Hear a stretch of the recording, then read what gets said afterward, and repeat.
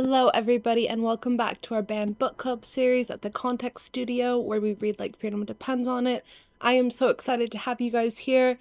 Better late than never, I swear that should be the official model of this channel. But yes, I'm so happy you guys are here for another episode of our In Conversation series, this time about our May read, which was The Hate You Give by Angie Thomas. So this book, if you guys watched my video, I made a vision board, talked about the importance of the book, talked a little bit about the bans, and why this book, in my opinion, should stay in schools, and why it's important that these stories remain in the conversation.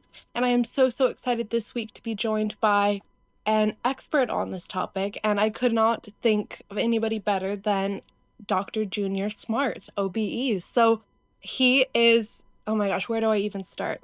Junior is a lived experience practitioner with decades of experience working with vulnerable individuals, people right out of the prison system, and he is famously known for his work with St. Giles Trust. All of this we will get into in the video, so without further ado, here we go.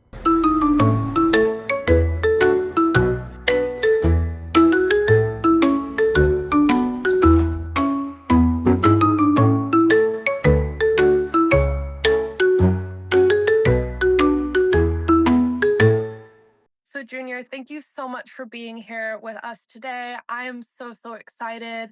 I became familiar with your work as I started preparing for this interview, but I was really lucky enough to know about the work that you've done and some of the impact that you've had through one of our colleagues, which was really cool. But for those that are not familiar, could you introduce yourself and talk about the work you do a little bit? Yeah, no problem. Thank you so much for inviting me to speak. My name is Dr. Junior Smile. I still smile every time I say that. You know what it is? I've been on such a journey for so many years. My background isn't actually too dissimilar to the young people we're trying to help. I've dedicated the last 20 years of my life working with young people and their families affected in one form or another by violence. I'm talking about peer-on-peer harms. I'm talking about be that gangs, be that domestic violence, Mm-hmm. be that exploitation or gangs. And prior to that, I was actually in custody. So in 2001, I was sent down for 12 years for a drug-related offence. And it was after trying to take my life a few times, I decided I'd try and save it and save as many young people's lives that I came across. So I've been on quite a journey, but I was the kid that was least likely to finish. I dropped out of school at the age of 14. I've carried weapons. I left school without a single GCSE. So to go back into education as an adult learner, do my degree, then my master's, and then my PhD was a big deal. Yes. And yeah, no. So Well, and yeah. I mean, you've definitely had quite a journey, that's for sure. I think one of the projects that you've been most notably involved in is the SOS Project with Mm. St. Giles Trust. I used to say St. Giles, and Simon was like, no, no. Entirely. So St. Giles, I say cautiously, St. Giles Trust and the SOS Project, among many other things as well. But would you talk a little bit about the work that you do at St. Giles Trust and the SOS Project? Yeah, no problem. So, yeah, it's a really good question. Thank you. So, the work we do at St Giles is we provide holistic one-to-one support for those young people that are caught up in or on the periphery of what we call peer-on-peer harms. And so there's three sides to the work that we do. A young person that typically comes into the service, they'll be supported with by someone who's got lived experience of the criminal justice system, more of the subject matter, and we provide open-ended, one-to-one support to that young person through what we call a mentor. You can call it a mentor or a support worker. So we've got that end of it that's happening at the front. And behind it all is we also develop people with criminal convictions. So everyone on my team has got a criminal conviction, but there's a journey that happens from them being on one side of the table to that of a client to that being as a caseworker. And so the whole idea is that we develop them and so that they're deemed as professionals and that they can get work in the space. So they'll volunteer with us, and then typically, we haven't had to advertise for quite a few years now when we've got a vacancy, but they'll get an information, advice, and guidance or youth work qualification, and we're helping them develop professionally within the space. That's incredible, and I mean, I'm particularly intrigued by the aspect of mentorship that you've mentioned. When I did my bachelor's degrees back in the States, I was actually a peer mentor, and I worked with first Was you? generation college students who were just and students that were on DACA or students that were just for the first time having experience figuring out loans, classes, scheduling, and I found it to be one of the most rewarding experiences. And it was so nice to kind of create a community myself with the other mentors and also kind of the different people that we worked with. I think it was such a rewarding experience. And I've also heard about this type of programming that you've mentioned with SOS, with that lived experience mentorship. I've heard that in California with the Homeboys Project. I'm not sure if you're Yeah. familiar with that, but Yes, yes, yes. That's really it's good. the book Tattoos on the Heart, Unboundless Compassion is one of my favorite books of all time, and it talks about this. And what about the lived experience mentorship process makes Mm. it so successful, do you think? Yeah, yeah, I think the good thing is that across the world, people are tuning in to the value of lived experience. Mm. I think for a long time we've written off people with criminal convictions. I think it's easy to write off um, people that come from certain parts of our society, especially with the young people. It's a common thing of saying, well, these people are hard to reach. Well, actually, I say they're not hard to reach. They're easy to overlook. They're easy to ignore. Mhm. Um, and I genuinely believe that every human being has got something of value to offer to everyone else. It's just, do we see that? Do we nurture it? And I think, yeah, when someone's got a criminal conviction, like any other label, criminal conviction, like the other labels that we see in our society are quite often black, illegal. Like we talk about illegal immigrants, illegal immigration, you know. And really, what we're doing is we're categorizing people, and then when we categorize them, like it or not, we're inadvertently giving ourselves permission to step back or to put the onus of control as them, because actually if we don't if we was to look at the bigger picture, we would see that actually they're human beings, and that they're afraid and that they're fleeing violence, or this person might be have a label of gang member, but he's also a father, a brother, a child, you Right, know right. yeah. So yeah. And what I guess I have some ideas about that, but I'd love to hear from you. Do you think that there's certain elements and aspects that when we see them or when police or the criminal justice system views them, they view them as inherently more criminal or Yeah. it kind of creates that propensity? As I mentioned, I have an idea of what that would be, but what would you say?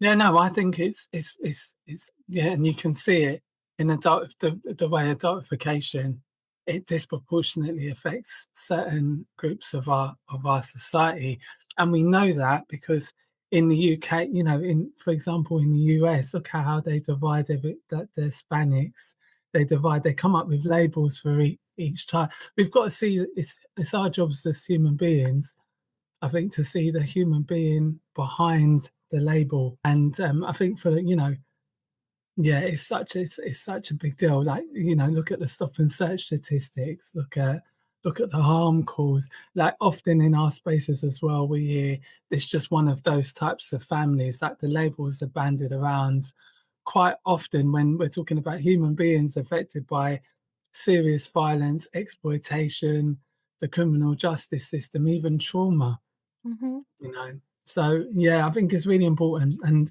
in our work with St Giles, our work can involve things like mentoring, practical support, raising, like a lot of work there around raising self-esteem, helping that family get access to benefits that they're entitled to, for example, professional training. And also our responsibility is to help the systems respond with more curiosity and less judgment. So Yeah. we're kind of actually calling systems approaching that. If I saw a bit of adultified language used on a child, and I circled it, and we did all our introductions, and I didn't call that person out that wrote it, because Mhm. I don't want that person to feel ashamed, but I did say, like, okay, this word here, like, regardless of who wrote it, what does that word, what does that term, how does that term benefit us? Yeah. um, and what how does it cause us more harm? Mhm. And the term that they'd written was promiscuous. So we're talking about a child who was 13, yeah, 3 years under the age of consent, but actually more if we talk about child criminal exploitation. Right. And yeah, they had tried to say, well, she's promiscuous. Well, actually, what does that mean? No, exactly. Well, that's I mean, to apply that word to I think in general, it's a very outdated term, and then especially in the context of a Mm. child when there's a situation of exploitation and vulnerability, that's it's really shocking, but unfortunately, it's not surprising, I think, Yeah, either. I've seen some of this work. I mean, I feel like we work kind of in adjacent spaces to an extent with the anti-trafficking stuff I've done. When I did that work in the States, I worked with a lot of different partners. So we worked with the FBI, Homeland Security, the police, wow. and it was a really rewarding experience, and I feel really lucky I worked on the refugee resettlement side of it, so I was in the position of working with the client and helping them advocate, essentially, what they were trying to do. I did a lot of translation stuff, but I did kind of, come across situations where the language that was used or the assumptions that were made were really harmful and not in the best interest, but I appreciate what you say about how to approach it, cautiously, because if you go in, guns blazing, as we say in the States, they people tend to shut down and they're not so open to the Yeah, feedback. And I've seen that on both sides, unfortunately. And I think when you're interacting with something as complex as youth violence, you have to be really diplomatic and yeah. also really willing, fortunately and unfortunately, to work with different, parties that may not have the same interests as yours. Do you find that difficult? I know I did. Yeah, no, this is the thing, we're dealing with human beings who are complex in all, and I honestly say this, it's we have, I mean, it's the only thing that's worse than the problem, I think, is the deniability or the minimalization of a problem or of its effects. That's the only thing that's worse than it. It's one thing if people are making mistakes, and we don't know about it, but it's another thing to completely sort of say it doesn't exist, or you're making this up, or you're blowing it out of proportion, then that's actually adding insult to injury. But yeah, I agree. If we, and those words weren't even mine. We was doing some stuff around domestic violence, the white ribbon, and it was another man actually that called it out and said that when we challenge people in these sort of ways, and some of us, to be fair, you'd understand why people challenge to the level they I mean, we're having the same discussion that we were having like 20 years ago Of around course. violence against women, but people have been fighting, you know black people and standing up for their rights has been going on for at least a generation. Like, we're taking a step back. Oh no, no, we can't talk about that. Oh no, equality and diversity and inclusion. Maybe we've been too harsh on it. So you can understand that some people are very tired when they're hearing the same tropes being used again and again. But Mhm, it's what I think is really important is with the calling out, it comes the shame, and then actually people become even more defensive and then more resistance. Our job partly is to talk in a way and make sure that it's, because if you just throw in a firecracker in the room, everybody covers their ears, don't they? But actually, if you can talk in a way that's still the truth, mhm, that doesn't detract or lessen what you're trying to achieve, mhm, can we still get people to come to the table and listen? Because that's where change is going to come, actually. And then underneath it all, fundamentally, I believe human beings fundamentally want to do the right thing. I right. just think there's a lot going around, and misunderstanding, and people capitalizing on fear that makes things worse. I couldn't agree more, and I think actually you and I share that philosophy about life, and I think and I'm sure you relate to this, that's something that really drives me in this work, I think that people are inherently good and they're wanting to make the best out of their situations. And there's lots of forces that are completely outside of people's control in a lot of cases that push people into situations they don't want to be in. And I think when we put, I really appreciated and like that firecracker example, because my next question was going to be is when we apply these labels, do you think it pushes more people kind of into these Mm. tropes? And I think you kind of answered that with that last question. And that's kind of what I think as well. And I think, that's kind of going back to the book, that's one of the themes that I think Yeah. was really important in the book, star witnesses, police violence, the shooting of one of her best friends Mm. at the hands of Mm. police. And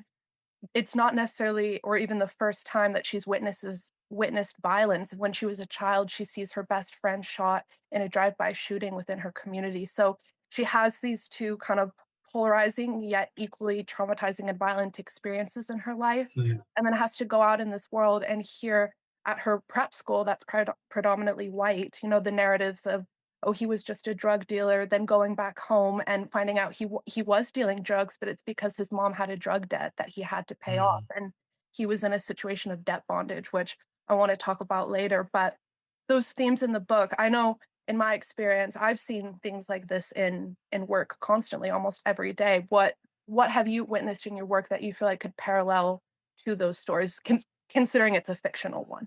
Yeah, no, yeah, I've gotta say, right, even though it's a fictional account, like, you've got to really you've got this it's so great in so many different levels, the hate you give and how it broaches it. And even so, if you think about the book, um and how it was done, it's done in exactly that kind of way. It's not a firecracker, is it? It's not a policy document. It goes in. And I think it was, I forgot the name of the writer now, forgive me. Angie Thomas? Angie Thomas, yeah. Yeah. Because it became a bestseller, didn't it? It Yes, yes, became an absolute bestseller. And also the fact that they brought, the focus on it and how they brought in the themes and Tupac as well, yes, was just huge.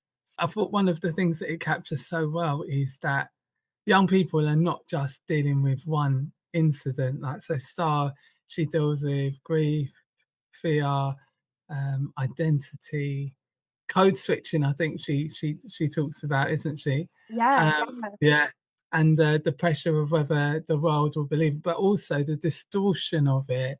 So the institutions go to protect themselves, and for those very same labels, and that reflects reality I've seen so many times. Young people judged before they've even been heard. Their background, their color, their their their their faith, their history gets produced lots of time. Like for example, there'll be a stabbing of a young person, and on many occasions, the family have had to step in because what will happen is the press companies they go to any available social media platform online where that kid's got a persona, and I'll grab a shot of like perhaps with that kid posing with someone, and but that's that one label. Even if it is true, if they want to call that kid a gang nominal, gang involved, or gang associated, that label lives in contrast to so many others. That's Tommy. He's a 14-year-old son, or that's Malcolm. He's 18, but he's a father. You mm, know. Um, what about the clothing that they wear?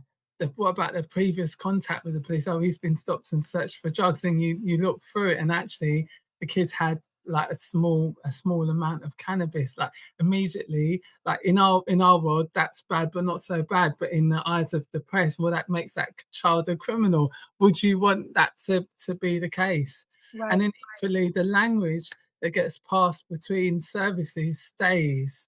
So that promiscuous label that I mentioned earlier for that girl, if that stays and then actually by the time it then reaches, I don't know, a medical health professional, they may assign that child, and it is a child, is a sex worker or, is involved in prostitution. Like actually, you see how these labels can be framed, but actually that's a child that's been raped.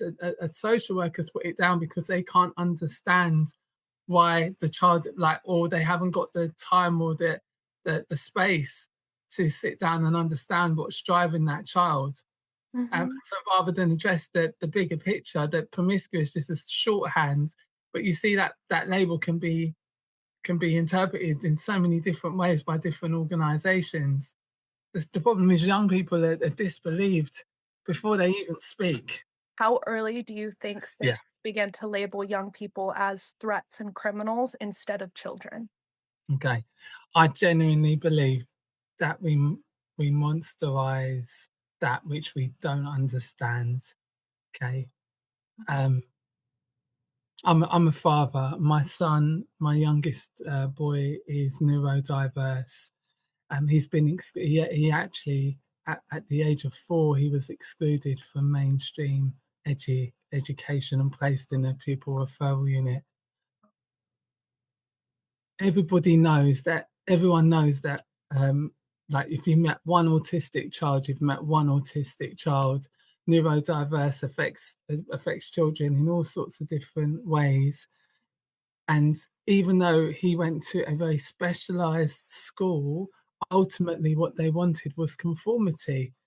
And so if he had problems regulating, they tried to punish it out of him, exclude him, you know. No. Yeah, no, absolutely. I'm just gonna just keeping it on the real level. Everybody understands that there's special emotional needs involved, but when it comes to the practicalities of it, it's still going down a very traditionalized route.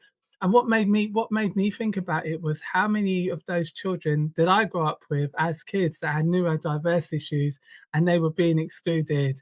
They fell into, you know, what Mhm. happens with when a neurodiverse child is, for example, stopped by police and they're responded like their response will be more kind of almost confrontational then they're absolutely going to end up in a criminalized route. What happens in a place like, for example, America, where if it's a young black child, and we've seen it already, as was in the book, The Hate You Give, Mhm. actually that fear overcomes everything involved, the hands on the firearm, you Mhm. know, because if I don't use the firearm, I might lose my life. Do you see what I mean? Right. And I think that's a bigger that's it. So I think when we say, well, at what age do we criminalize children? I think we criminalize them, unfortunately, for a very early age. And as I said earlier, the only thing that's worse than the problem is the deniability of it. And before I became a parent, I've been working with gangs and youth violence like for practically half of my life. I can honestly say I believe that children were misunderstood and misplaced. But now that I'm a much more aware and acutely aware of emotional neurodiversity issues, when I understand how these exploitative contexts work, I genuinely believe that we're criminalizing children way too young.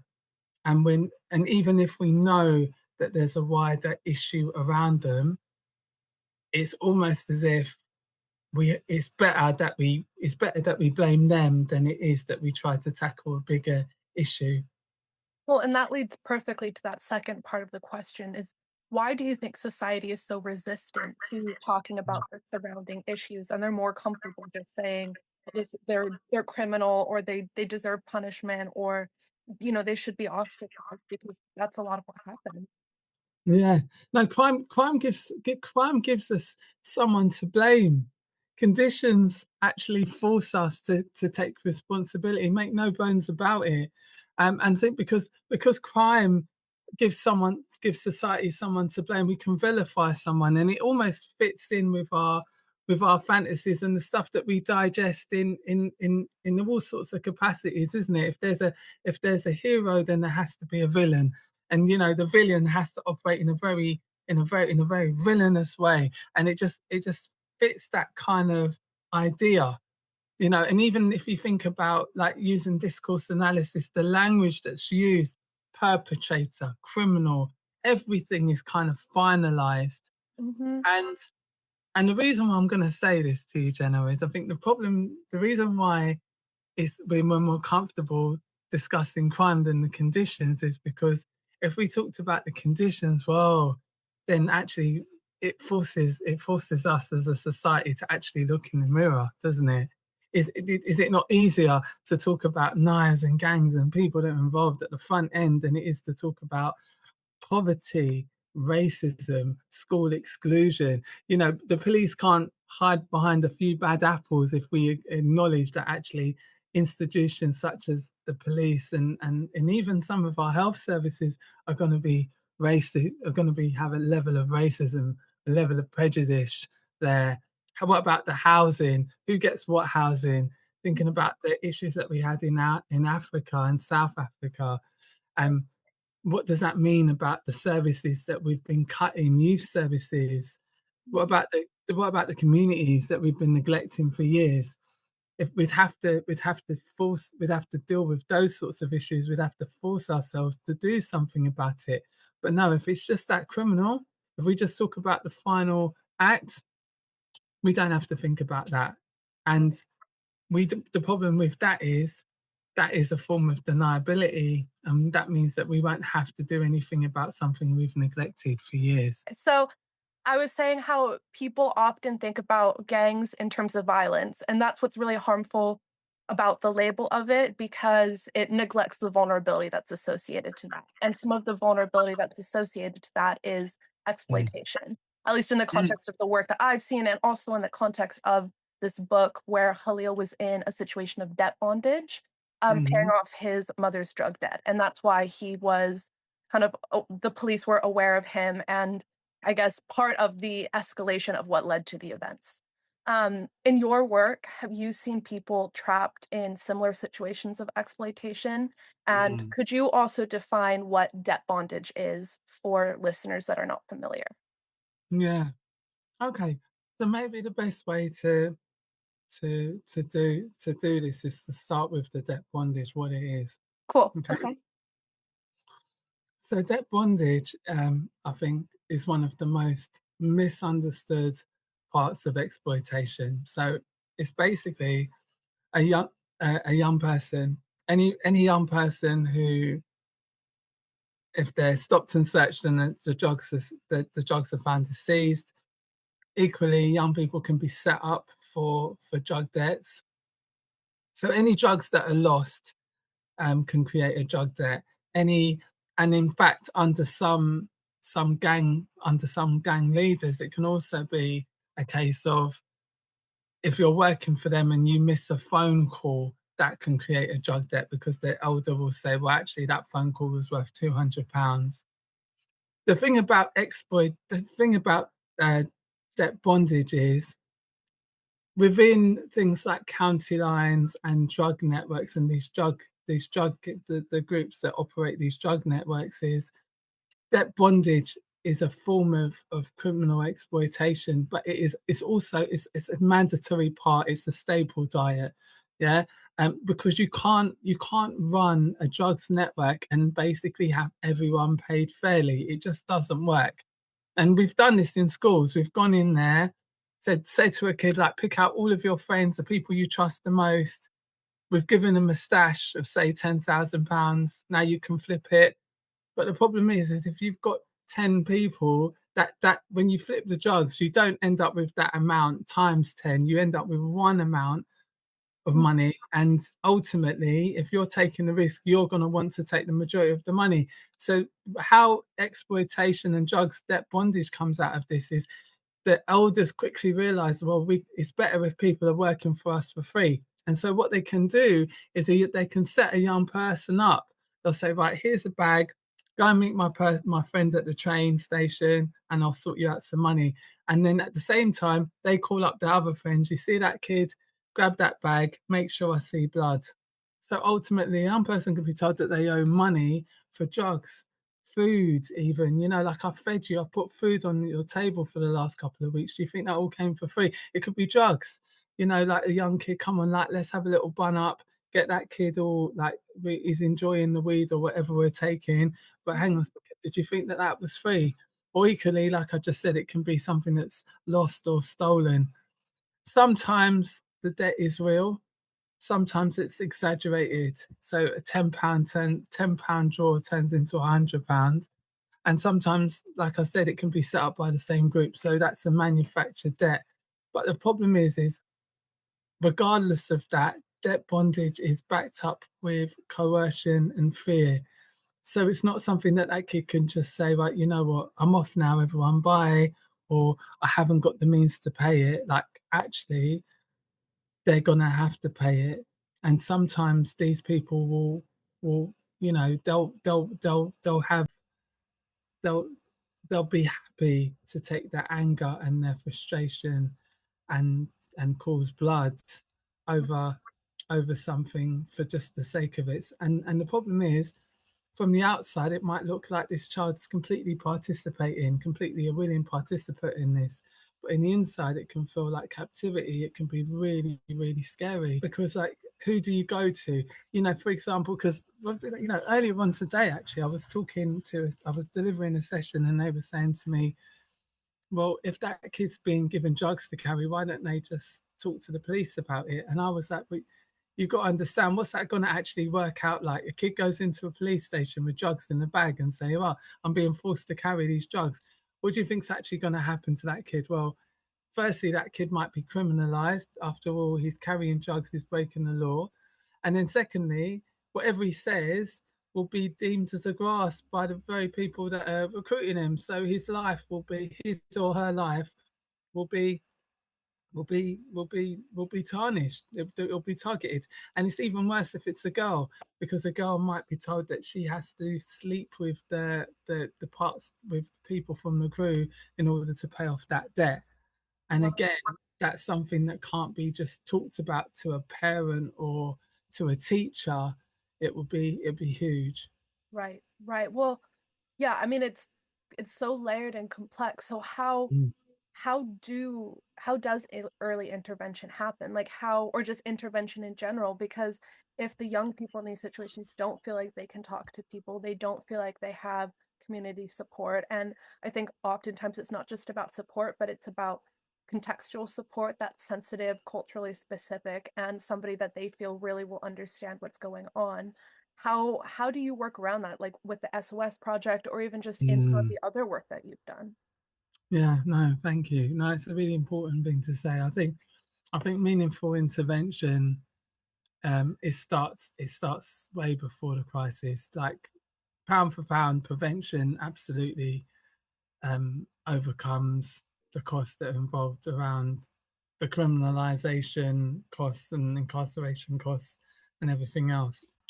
The problem is so many of the services that are around have also had cuts. It would be great if I could say where it boils down to different services. They've all had austerity measures. They've all so what, unfortunately, we've had this whole thing of we raise awareness, and then ultimately the services raise thresholds. Some I'm going to put this in my book for my PhD. Someone somewhere along the line is doing the equation and they're saying this is how much it costs to deliver a service for these number of people, but their equation doesn't make sense. It's not enough happening Right. there, because really you need people that are alongside the child, that know what's going on for that child within the home and outside the home. You need somebody to oversee all of the services. That means noticing patterns early, missing episodes, new phones, new clothes, unexplained money, fearfulness, for example, tiredness, changes in friendship groups, sudden aggression, secrecy, all of that sort of stuff. Hmm. And then also, you need it to be long term enough to make a deep enough change. I can't tell you the amount of times people have said, oh, yeah, can you have a session with him and have a talk to that kid or that girl about the drugs? As if they feel like half an hour conversation's going to change someone's addiction. No, that kid. And also, that there's a need for that kid to be doing what they're doing. So with the girl I was working with recently, who's smoking a lot of cannabis, my mindset has to be, well, why would you want to smoke it? Like, because actually everybody takes a drug for a reason, and for her it's escapism. She said to me, it helps make the mountains flat. Okay, so all of the problems and that becomes level. Talk to me about your problems, talk to me about what's going on. Do you see, it needs to be that relational stuff? Hmm. Because if you just say to that person, well, stop smoking it, like, they might say yes to you in the session, but they're hell not going to do it if there's a real drive and need for it. And equally, I've worked with some children that have been sexually assaulted by members of their own household. So the drugs are a means of escape. But also, when they say, well, that child continues to go missing, well, there's a reason for them not staying inside of the house. And that was one of them. But they were all being overlooked. Right. And so because they were just saying, well, no, she's going off to be with her older friends or older peers, but actually there's stuff going on in the home that doesn't make it safe for her. And so that's what meaning intervention looks like. You need to have someone alongside the child or that individual. It needs to be consistent. It needs to be long term. But also you need someone that works alongside the other services as well that kind of helps. And also we need a cultural shift. So you don't just target that person, you target them and their friends as well. So that because overall you want to reduce the likelihood of their friends being groomed in their absence. Right, right, of course. I mean, because the people that you're around become a critical part of who you become, I think. At least that's what I think we've seen in a lot of different research and studies, and Yeah. the environment plays a huge role. You've mentioned the kind of some differences between how girls are recognized versus how boys are recognized. What do you think is the biggest difference you see in terms of gender and how they're treated by the system? Oh wow, that's such a good question, Jenna. Um, the problem there's some really big issues. It's such a good question. It's such a good question. The problem that we've got, right, is that there's imbalances within the ship. Imagine this: we're on a ship, right, and it's called a ship gender equality, right? We're in the middle of the ocean, so there's no land. We can't see any land. Someone gets a compass out. And when it comes to women and girls within the criminal justice system, actually, you'd think the compass would point north and south. No, the compass is spinning. The compass doesn't even know where north is. And in fact, our ship called Gender Equality, it's got holes in it. Oh my gosh, water's seeping in. We're trying to bail out the buckets and we're trying to bail out the water.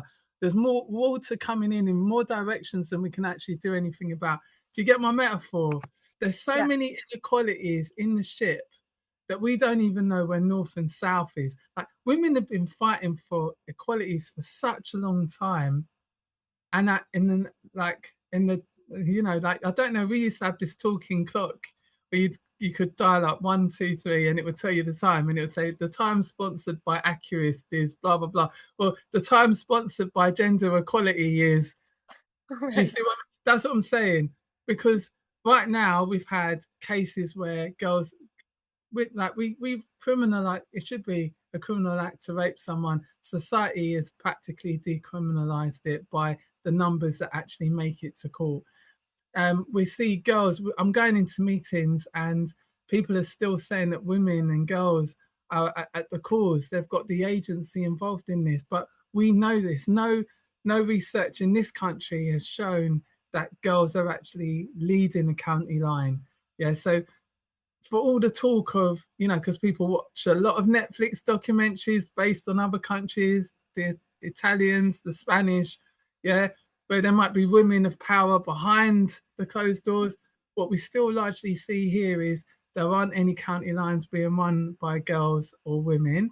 What we're seeing largely is they're being exploited within that space. They're used to carry drugs, hold it, provide alibis. There might be a lookout. They might even occasionally carry out hits or targets on someone. They'll be used in terms of honey traps, but largely they're groomed and exploited. And the biggest issue that we have is because we're blindsiding ourselves with the lens of that, is we can't see them within the system. That's what I mean. So there's so many inequalities going on. And also, we've also got in the eyes of the law, we don't know what a victim looks like because we're still seeing the more challenging women, the more challenging girls that come through the services still being identified as perpetrators. But Hmm. that's not all. We're not even taking into account those that come from the LGBTQ plus star community. So we're missing out entire swaths Yes. of, Yes. of and they're just at risk. They're Mhm. just as likely to be groomed and exploited. Yeah. So there's so much work to be done. I'm so sorry. I mean, that's the best metaphor I can think of. And No, because I every time, I love that you speak in metaphors because I am also a very kind of visual person and that's how I like to think of things as well. So it translates really well to kind of how this conversation is laying out. So I really appreciate it as well. Yeah, and I think, it's really interesting because there's so many different aspects, I guess, of vulnerability, for lack of a better word Mm, to say it. And there's so many spaces and places for change, but because of the current system and the way it's set up, and for the reasons that we were talking about earlier, we just focus mm. on these labels of criminalization and things like that. What impact do you think criminalization has on young people psychologically? Like Oh if wow. somebody interacts with the criminal justice system, maybe they interact with law enforcement. As you talked about, when there's more police present, there's higher community tensions. But I'd say just as an individual, how do you see that kind of happening? Or even once somebody's incarcerated, there's a lot of evidence that shows once somebody is incarcerated, there's a higher risk of reincarceration. That has, I think, a lot to do with the systematic barriers that exist exiting incarceration, and also for some of the barriers that could contribute to the first time being incarcerated. So I'd Yeah. love to hear your thoughts on that. It's another long Oh, question. no, no, no. Bless you. No, I think it's actually quite an it's so it's such a powerful question to ask. I think the minute somebody gets criminalized, it changes their trajectory. Studies have shown that yeah, I mean, just from my own personal experience, first of all, once someone becomes criminalized, it's a negative trajectory. There's research that's shown, like for example, frustrated desistance. So even if for the people that have been inside that have come out with the best intentions, that they want to turn their life around, that they want to put something back in the community, that they want to make better better choices, if they're faced with brick walls, if people are consistently regurgitating their criminal conviction, I can't tell you something, that my criminal conviction has affected me in ways that I couldn't even imagine. So very recently, so when I moved out here to Milton Keynes, so this is going back a few years, I needed a car. My conviction will never become spent. So anything at 10 years and over, your conviction never becomes spent. Well, I do things by the book. I ticked the box and said, well, actually, I've got an unspent criminal conviction. And I was denied car insurance. And I was like, well, hang on a second, like, but you guys used to insure me. And this is 100% true. I'm like, I need car insurance. I can't drive a car illegally. Mhm. So I called them up and I said, look, have a look online, see all the different stuff I've done, but also I've got an OBE. And the lady said, right, we'll call you. I'm going to have a word with my manager and we'll call you right back. And she called me back and she said, yeah, on this occasion, we'll insure you. Okay. But there are loads of people that are coming out of custody that don't have that haven't got my kind of history. And there's, one of the guys that I was mentoring, helping him set up a business, for example, his business was just like basically house removals, but he had a conviction for burglary. Nobody would touch him in terms of, but he's trying to make a fresh start. He's trying to do something, and like, yeah, well, actually, we managed to get him insured. His business is worth like £250,000 right now, Wow. employing other people. Yeah, and he's doing it completely legitimate. That's the problem with a society that focuses more on your criminal convictions. That there's that project in America that you was talking about earlier. So they sealed, I believe they helped them seal their criminal conviction. And but in this country, we're not at that space and time where we can have that. I think David Lammy tried to talk about, if you carried out convictions before the age of 16, we should look at reviewing at sealing those records. And that didn't even get anywhere in a conversation. Wow. Yeah, but that's it. So what happens is people that come out with criminal convictions, they tend to struggle. And also, there's this big problem that we have of either people get given too short a sentence, in which case we haven't got the resources in the prison system to help them do any of their restorative reparative work, or they get given too long, in which case they're acclimatized to the prison environment and they come out and they're not ready for the society to welcome them back. And it's huge. In this country, we've got like a couple of big organizations, you know, like Timpson's, and I believe there's a couple of other companies and organizations that will employ people with criminal convictions. But by and large, the doors will be shut to people. And I just think it's a massive problem because I think, especially considering the different types of crimes that there are, it can make such a difference having a fresh start, having a job, having a home. Mhm. These are people with the same goals and ambitions as everybody else. Why shouldn't they be able to have that? Oh, totally. I mean, I couldn't agree more, and I think something also that I think about a lot that's interesting is how I guess laws and policy change and how that doesn't necessarily reflect people that like the convictions or the incarceration. So I could Mm. talk about like in this example in the United States, somewhere I grew up in Washington State, where marijuana has been legal since 2012, but there are still people that are incarcerated for convictions due to having marijuana possession, not Yes. even dealing. I mean, that's just one example. But in the UK, I worked on a case with somebody who was incarcerated. I think it was back in 2007 for a drug gang related offense. And I wrote a testimony for them for the NRM, kind of based on my expert opinion, having knowledge on modern slavery. And based on what I knew and based on their story, it was entirely a situation of exploitation, debt bondage, sexual exploitation. It was a really tragic story. But at that time, the Modern Slavery Act didn't exist. The NRM didn't exist. And so there was no recourse Yeah. for any type of support for him at that time, and he, I think he grew up on Murder Mile, so he was in some ways kind of the I don't wanna say picture perfect, but, like, he was a very, I think, good example of how growing up in an environment that's full of crime and there aren't a lot of good support systems can really have these negative influences and trap people in systems and situations that they don't wanna be in, and so, talking about how times have changed, I know we talked about gender, but what would you say is the biggest change that you've seen in how the UK government or the world approaches these topics over the last, I think, 20 years of the St. Giles Project? Wow, that's really powerful.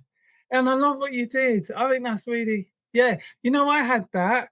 So Mm, when I was in custody, there were people in there from the 80s that had been given that.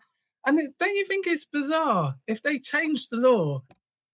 Like, you think they'd go retrospectively, right? And yeah, but I think it's slightly different in America, isn't it? Because they've turned it into a money making thing. It's actually people can have shares. I yeah. heard that's big business, right? I like, don't you think? Yeah, that that's bonkers. Yeah, I mean, I The think thing in that the US oh, sorry, I didn't mean to cut you off. I was just no, gonna say, no, I please. think in the US, I don't think that prisons are incentivized in any way to let No. people out because of because of a lot of reasons, but also I think a lot of it is the money-making process of them. Mhm. Yeah, yeah, Mhm.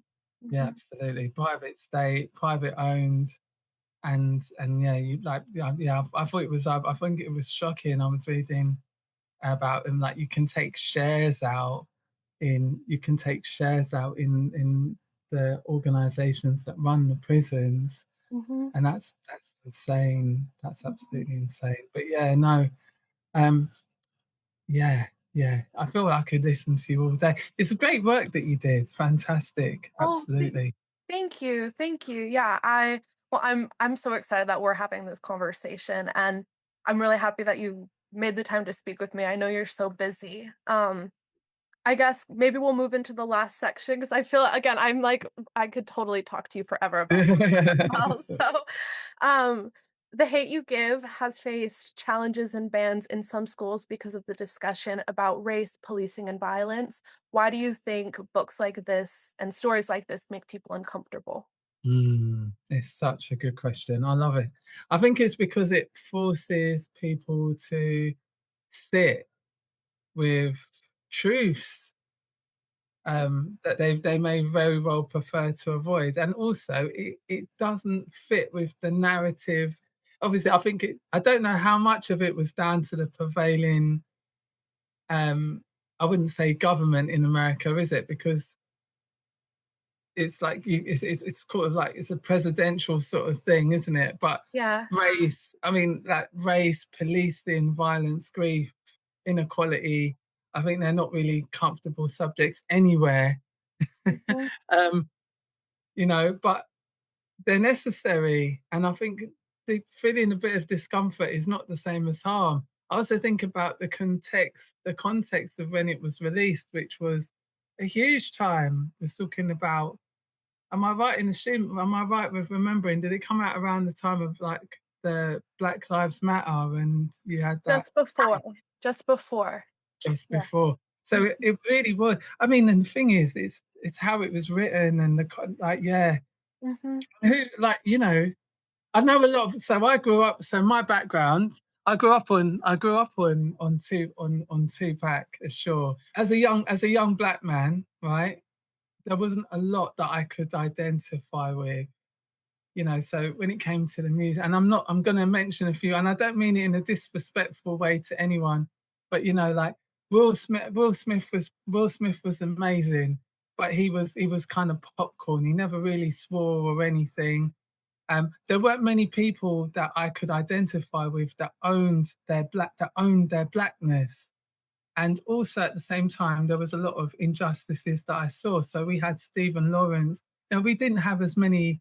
There was a lot of racial killings that have happened in the UK, but there weren't as many as what perhaps we'd see in America or we saw happening across it. So when Stephen Lawrence was murdered, there was a lot of anger around that. And then suddenly NWA, I'm listening to NWA, I'm listening to Snoop Doggy Dogg, and it was like, wow, Dr. Dre, and like it was like really powerful. Tupac to the, like, and that's what I'm saying. I know the lyrics like kids knew nursery rhymes. Brenda's Got a Baby, Thug Life, and so, as many ways as he was an agitator, the social commentary was kind of real. Do you see what I mean? Yeah. And I think discomfort is actually the beginning of honesty. Mm. Yeah. If a book makes us feel uncomfortable because it reflects real life, the answer should never be let's remove the book. That's authoritarian, isn't it? The Right. answer should be let's have a better conversation. Yep. Like, thinking about Naughty by Nature, like, excuse my French, Ghetto Bastard. He's talking about, and it's really powerful because he's talking about how he got excluded and so if he couldn't belong somewhere, he'd find his a place where he belonged, and that was with this group and with that group. And this is the whole thing: the hate you give, little infants, f's up everybody. It's the book is talking about the effect that it has, you know, the Mm. effect that it has, and it's in on so many different levels. The child that's raised in the house where, for example, love isn't given freely. It's not unconditional love. You're the child that nobody wants. The stepfather doesn't want you. The stepmom doesn't want you. And how does that affect? And that's kind of what it is. You've got these children in our society that they didn't ask to be where they are, but the society around them's been created by the adults, and the adults don't want them there. The Mhm. adults hate them. The hate that we're given. And then how do they respond? Mm. And then so you see what is crazy is then you can't say, well, actually, well, yeah, the answer then is to remove the book, to remove the voice, Mhm. you know. I couldn't agree more, and I feel like whenever I ask people this question, it always makes me think of my first interview when I interviewed Patricia McCormick, who is the author of Sold. And Yeah, she specifically said that, you know, right now we live in such a digital world where you can see anything by anybody, you can find anything about yeah, anybody, and books are private places, and mm, books allow people to understand the experiences around them. And I think also, kind of in the inverse of that, books help you develop empathy for yeah, situations that are not your own, which is alluding, I think, to one of the points that you were touching on. And you can hear experiences that maybe you is not something that you had to deal with in your life, but you will be able to support people and understand it more when it mm, confronts you. And Because I think as people, as much as we wanna say we love things that are different, I think people usually have some type of adverse reaction to things that are different, but what makes people, I think, truly critical thinkers and powerful are when you have the ability to push past that discomfort and Yeah. try to find that understanding. And yeah, that's why, I mean, that's why we here at the book club and why I think it's so important that these books stay in conversation and specifically The Hate You Give. Okay, agreed. I think it was almost like when they were saying like, "We'll remove the stories." Well, if we remove the stories, then actually we remove the reality. That's not Yeah. what's going to happen, you know? When the Yeah. stories are removed, that like actually what young people are being told, the effect of that is that their lives are too controversial to discuss. Right, And actually these are more important things. right, Um, and you should be reading these things. And that's not the case. I think the problem is young people outside those communities, they lose the chance to understand. It's like just like it's encouraging everyone to stand in an echo chamber to listen to the mainstream voices. Look, silence just does not protect young people. right. It just protects adults from difficult conversations, I think. Yeah, I mean, it just allows that cycle of harm to continue if Mm, people aren't speaking up about it or even yeah. able to identify when it's happening to them. So, I have 2 more questions just to close this up. If you could change one thing about how society responds to vulnerable young people, what would it be? Oh wow, really good question. Um, I would change. I would change the first question we ask. I think too often we ask, what did this young person do?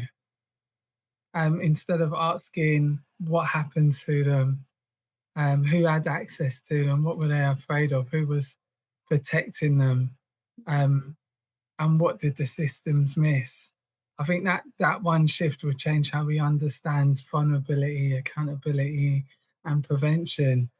Um, yeah, I really would want, if there was going to be one change, I'd want us to see the whole picture. Oh, yeah. No, I think that's a great answer, and what would you hope audiences could take away from a conversation like this one about this topic? Oh wow. Um,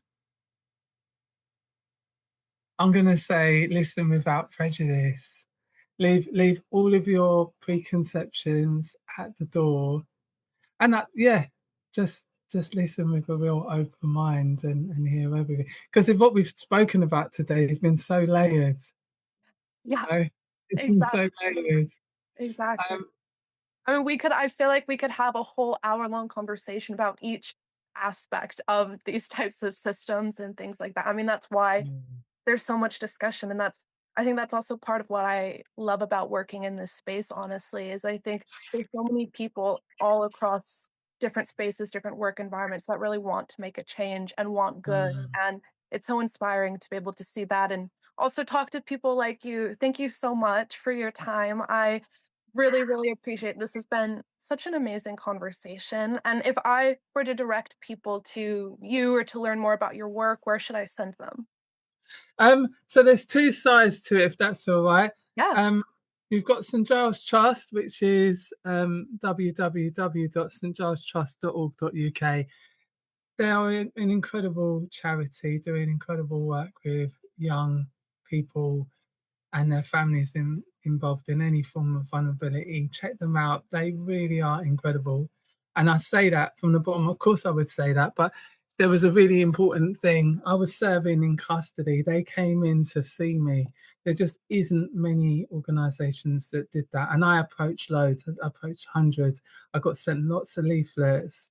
Very few actually organisations got back to me. So I mean it out of the bottom of my heart. As an organisation, now incredible in terms of what they stand for. And then the other site to check out is really if people want to find out a bit more about me or see the work that I'm doing. And that's the Smart TC website. So that's www.smarttc.co.uk. And I just hope that I stand as a bit of a voice and an advocate for young people and their families in a bigger scheme of things. And this platform, the platform that I've got, is really there to help people improve their practice and also to send out and show there's a bigger picture around young people women and violence in the communities. I wanted to ask you, what was your favorite bit out of the book? Oh, what was my favorite bit out of the book? Oh, let's see. I mean, I just loved the narrator's perspective. I mean, I think it was really powerful that it came from the perspective of a young girl that was observing all of this. I think that the way that the characters were framed, she had the uncle who was a police officer, she had her father who had been incarcerated. I think that the characters were so beautifully constructed and picked that it Mm, allowed an exploration of the different themes in a way that was accessible. Not everybody is an expert or knowledgeable about what these systems look like, and so I think mm, the book did a really good way of presenting it in a very accurate light, but also doing it in a way that people could understand it. So that I think mm. that was, in my opinion, the best thing about the book. And you watched the movie, right? Yes, I did. I Yeah, what did. did I you think did. of the movie? I I liked the thought, movie too. yeah, you know what? I wasn't expecting it. I wasn't Mhm. expecting it to be what it was. I was pleasantly surprised, and I thought some of the observations were very well observed. So with her friends, like because they've given her the kind of where she grows up and all of that sort of stuff. The shooting was quite shocking, Mhm. um, but also the relationship with her friends and how she had because it was like kind of like a private school, and then her friend kind of gives her what I call like a hostage apology, sort of Yeah, like they're doing it for the sake of it, and then she just deletes the number. yeah. But yeah, I think yeah, what a powerful thing to watch. And I just thought like, we can't punish our way out of problems that we've refused to understand. No, Just no, I think that's beautifully put, exactly. I think that that is the tendency that we have as, like, in this criminal justice kind of world we live in, like, you put people in and I mean, I know that in the States, in the UK, and around the world, there's different responses, reactions to it, but I think we need to definitely approach people with more empathy, and that's definitely one of the takeaways that I've gotten from this conversation. yeah, Approach people and situations with more empathy and curiosity. brilliant. Well done. Yeah. Awesome. Thank you. Well, guys, that was incredible. Obviously, I'm back outside. It's super hot in my room to record. So, um, wow, I think this is one of my favorite conversations. I feel like I say that every time, but it was just so phenomenal hearing from someone with so much expertise, experience, both professional and lived, talk about why these stories are important and, you know, the validation that comes from having these stories in schools and seeing these realities that some people do experience. The prison system and society paints a really, really unfair picture of people of color that typically tends to criminalize them from a very young age before they even have a chance to define themselves. And we all know that stereotypes and identities projected on us really can have a lifelong impact. So, once again, thank you so much to Junior for being here for this episode. I look forward to seeing you on the next one where we talk about our June read, All Boys Aren't Blue by George M. Johnson. So, this is a memoir about being Black and queer. And this story, I think, has been one of my favorites so far. Oh, here I go again. One of my favorites so far. So, please join us for this read. And yeah, keep reading like freedom depends on it. Keep centering lived experience. Keep tuning into the Context Studio. You can follow us on Instagram and Substack, Spotify, and YouTube. So yeah, hope to see you around and joining us for our next read.